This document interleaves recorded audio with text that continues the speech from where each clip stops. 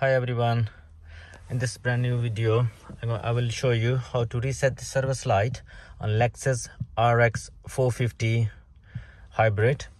And this particular vehicle is 2020, but almost in similar models it works the same. To start with resetting the service light, turn this power button on, ignition on, just press twice, starting up the system. It will show you the remaining mileage of the service. So this one is at 3,852 miles, right? On this steering buttons, need to on the left or right, just highlight this gear button and then scroll to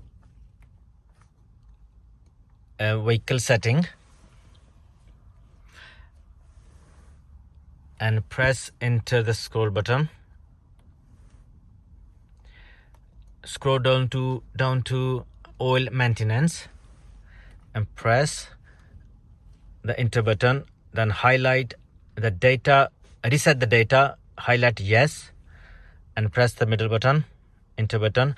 The data has been reset. Now we need to check. Turn off the ignition and press twice, turn it on to check the data. Now it's showing 9,999 miles. So almost 10,000, 1 mile left, 10,000. So that's all reset. That's the easy function. Thanks for watching. Bye for now.